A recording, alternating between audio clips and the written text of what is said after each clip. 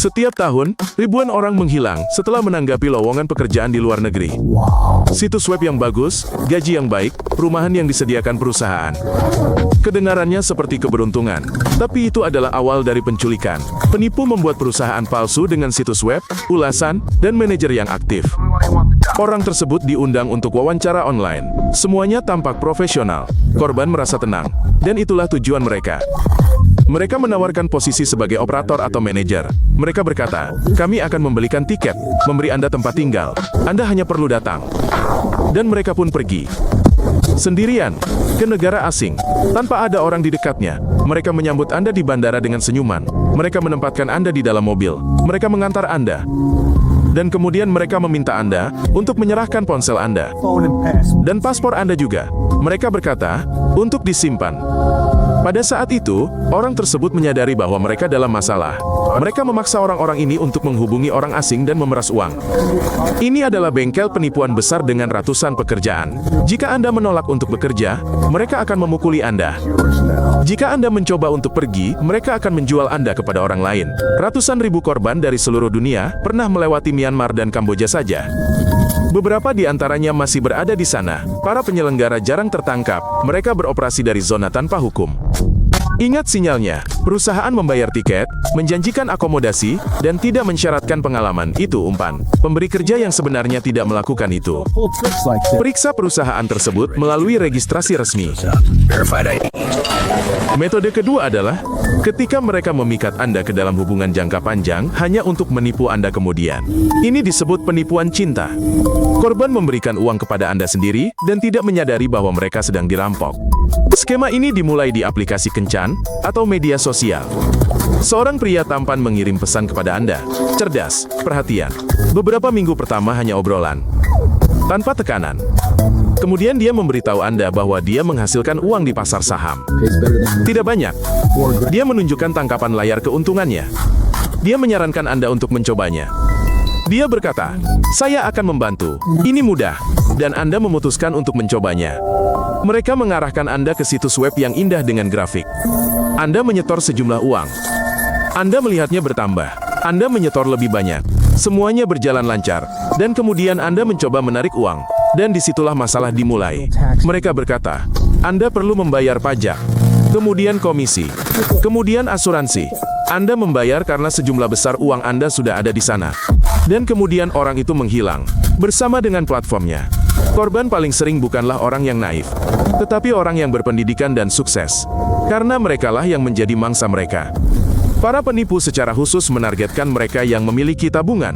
Menurut para penyelidik Amerika, kerugian akibat skema tersebut melebihi $3 miliar dalam 1 tahun. Ini hanyalah angka resmi. Sebagian besar korban tetap diam, terlalu malu untuk mengakuinya. Metode ketiga dimulai di pintu keluar klub malam. Anda lelah, sedikit linglung, dan ingin segera pulang. Seorang pria ramah mendekati Anda, masuklah, saya akan memberi Anda tumpangan gratis. Banyak yang setuju. Mobil mulai bergerak, pengemudinya sopan, musiknya lembut, semuanya tampak normal. Tetapi setelah beberapa menit, Anda menyadari, kita salah arah. Daerah itu asing. Sinyal telepon buruk. Pintu terkunci. Dalam skenario terbaik, Anda hanya akan dirampok dan diturunkan di jalan. Dalam skenario terburuk, mereka akan membawa Anda ke kaki tangan mereka. Atau mereka akan merekam Anda dalam situasi yang canggung dan kemudian menuntut uang dengan ancaman pengungkapan. Tuntutan melalui materi yang memalukan adalah industri tersendiri. Mereka mengirimkan rekaman dan menyebutkan sejumlah uang. Anda membayar, dan seminggu kemudian mereka meminta lebih banyak. Sebagian besar tetap diam dan membayar lagi. Itulah yang mereka harapkan. Dalam kasus yang paling serius, pengemudi bekerja untuk geng yang memperdagangkan manusia.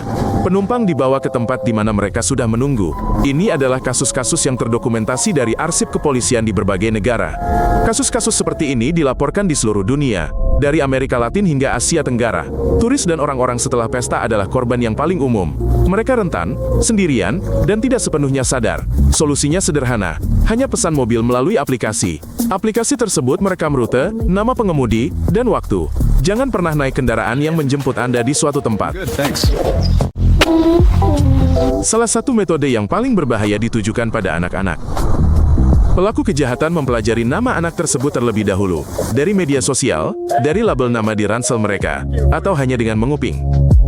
Kemudian, mereka memanggil anak itu dengan namanya. Anak itu mendengar namanya dari orang asing, dan mengira itu adalah seseorang yang dikenalnya. Kepercayaan pun terbangun seketika. Inilah yang mereka manfaatkan. 19 dari 20 anak akan ikut dengan orang seperti itu. Trik yang paling umum adalah, bantu saya mencari anjing. Anjing itu ada di dekat sini. Ibu meminta saya menjemputmu. Sesuatu terjadi pada ayah, kita harus pergi. Anak itu menjadi takut atau ingin membantu, dan ikut dengan orang asing. Menurut para penyelidik, jika seorang anak tidak ditemukan dalam waktu 3 jam, peluang untuk menyelamatkannya menurun tajam. Oleh karena itu, pada kecurigaan sekecil apapun, Anda harus segera menghubungi polisi. Tanpa penundaan. Sebagian besar penculikan terjadi bukan di gang gelap, tetapi di tempat-tempat ramai, dekat sekolah, di taman bermain, di pusat perbelanjaan. Pelaku kejahatan memilih saat ketika orang dewasa lengah sesaat. Label nama di ransel, foto publik anak-anak dengan geolokasi, profil publik orang tua. Semua ini membantu penjahat mempelajari nama dan rute anak sebelum bertemu. Ajarkan anak Anda satu aturan. Jangan pergi kemanapun tanpa izin orang tua. Bahkan jika orang tersebut tahu nama Anda. Bahkan jika mereka mengatakan Anda saling kenal. Selalu hubungi ibu atau ayah terlebih dahulu. Metode kelima adalah penculikan virtual. Anda menerima telepon yang mengatakan orang yang Anda cintai dalam bahaya. Suara di ujung telepon terdengar menangis dan memohon bantuan. Dan Anda mendengar nada yang familiar. Tetapi itu bukan suara orang sungguhan. Itu adalah rekaman suara beberapa detik yang diproses oleh sebuah program.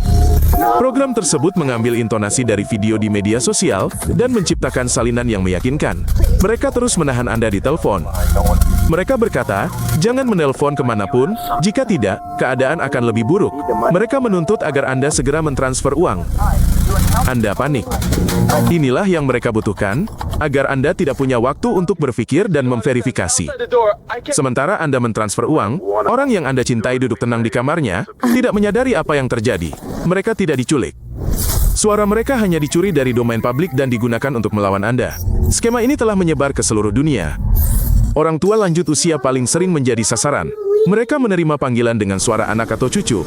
Satu panggilan seperti itu dapat menghabiskan seluruh tabungan mereka.